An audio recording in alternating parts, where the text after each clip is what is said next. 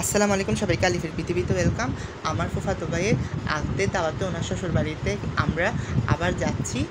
আমরা মাইক্রো করে যাচ্ছিলাম। কিছু মিষ্টি আগে থেকে কিনে ফেলছিলাম এবং আর কিছু মিষ্টি কিনা বাকি ছিল, যা কিনতে আমরা আবার দোকানে গেলাম।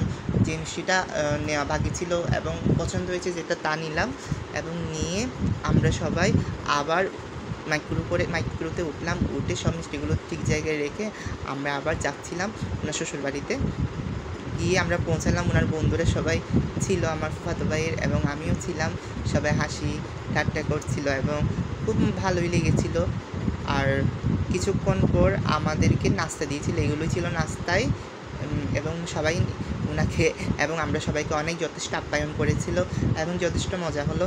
এবং নাস্তা খাওয়া শেষে আমরা সবাই আবার ভাবির সাথে ফটো তুলছিলাম এবং ওনার বন্ধুরাও তুলছিল এবং কথা বলছিল। তারপর আবার খাবার রেডি করছিল সবগুলো এবং খাবারগুলো আমরা সবাই খেলামও এবং অনেক রকমের আইটেম ছিল সেখানের মধ্যে।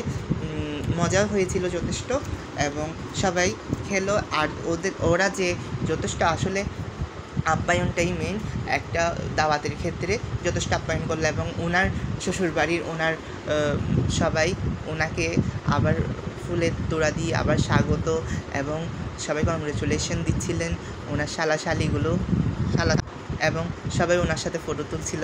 কেননা আগ্রহ হয়েছে অবশ্যই তুলবে ফটো এবং আমরাও তুলেছিলাম। যথেষ্ট ভালো লেগেছে এবং হাসি ঠাট্টা তো লেগেই ছিল যতক্ষণ ছিলাম এখানের মধ্যে। এবং কেকও কাটা হয়েছিল, ওরা কেকও আবার রেডি করেছিলেন, যেটা মানে ওয়েলকাম করছিলেন আমার ফুফাতো ভাইকে, যার জন্য তো উনি কেটে আমার ফুফাতো ভাই কাটছিল কেকটা, কেটে আমার ভাবিকে মানে উনি লজ্জা পাচ্ছিলেন তারপরেও খাওয়াচ্ছিলেন এবং আমার ভাইকেও, আমার ফুফাতো ভাইকেও আমার ভাবিটা আবার কেক খাওয়ালো। উনিও লজ্জা পাচ্ছিলেন। আসলে লজ্জাটা পাওয়া স্বাভাবিক, লজ্জা পাবেই, কিন্তু আবার মজাও লাগছিল এবং তারা অনেক লাজুকতার সাথে একজন একজনকে কেক খাওয়ালো এবং হাসিটাটা তো চলেই ছিল এবং চলবে সেটা। এবং আরও সবাই আসলো, আমার ফুফাতো ভাইয়ের শালাশালিগুলোকে উনি সবাইকে কেক খাওয়াচ্ছিলেন এবং আমাদেরকেও খাওয়াইছিলেন। এবং তারপর শেষে আমরা বাসায় আবার রওনা দিলাম আসার উদ্দেশ্যে। সবাই লাইক কমেন্ট সাবস্ক্রাইব করবেন আর দিকে